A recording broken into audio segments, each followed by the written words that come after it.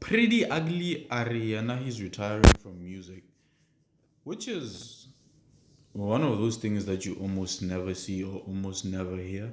Not saying that it doesn't happen because it does happen, but you expect retirements from players and mostly like sports people.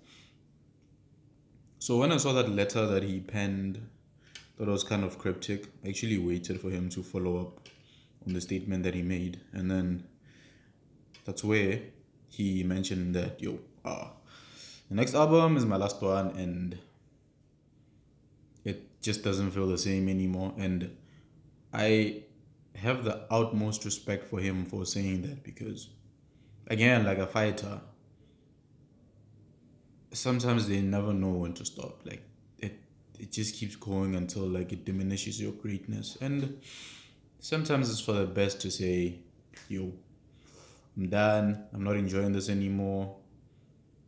Yeah, I'm done. So sucks for people that are like super fans, but I mean, good for him. That's something that he wants to do. So, Pretty Ugly, ne? The first time, I'm not going to be here and tell you that I'm the biggest Pretty Ugly fan because I'm not.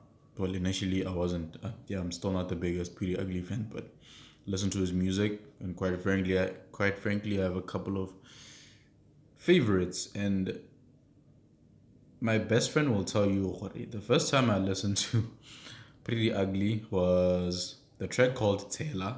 I believe it's from the album Egypt. And this dude said Kukuhana Meno as part of his chorus. And that's when I was like, I'm never listening to this guy again. You can miss me. And the music video, he was actually like, when I die, I want to come back as a Skotani. And it was so cringe. But the beat on that track was so good.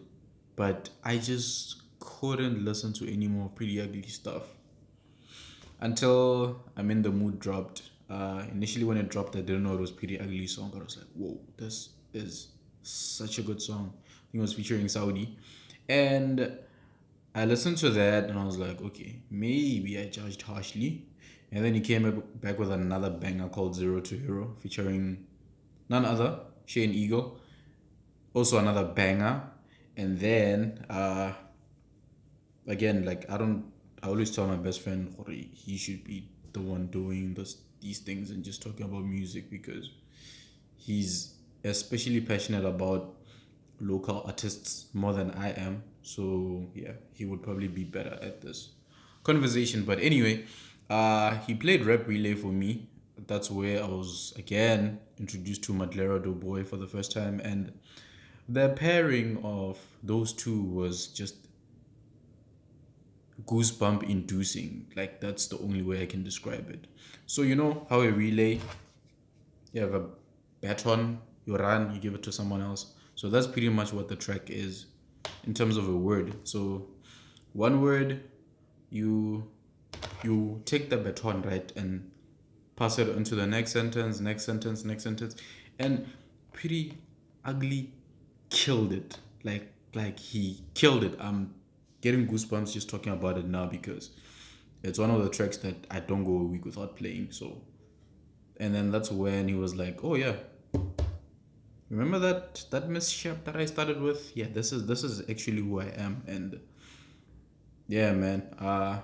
Another track called Injaga, which recently dropped. I think Friday, if not Thursday, but it was a recent track. I'm assuming it's gonna be part of the album that they're gonna drop. And he's featuring Matlera again, and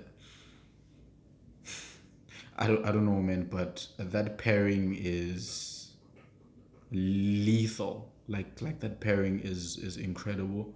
And like I said, for super fans, they will tell me that Egypt is a really good album.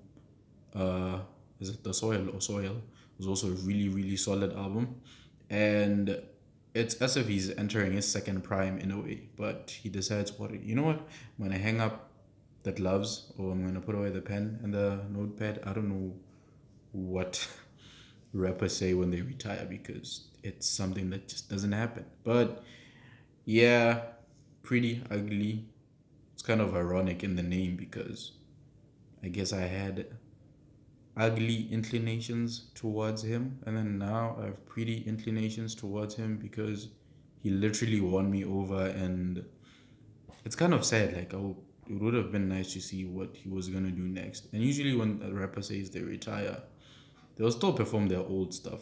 It's just that they're just not gonna do new stuff. And even with this one, I'm not sure if he's like out completely. He wants nothing to do with music, or he's just not gonna be putting out new music. Is he still gonna do features? Like, that remains to be seen. I mean, Nicki Minaj said the same thing. She was like, "I'm gonna take a break. I'm retiring.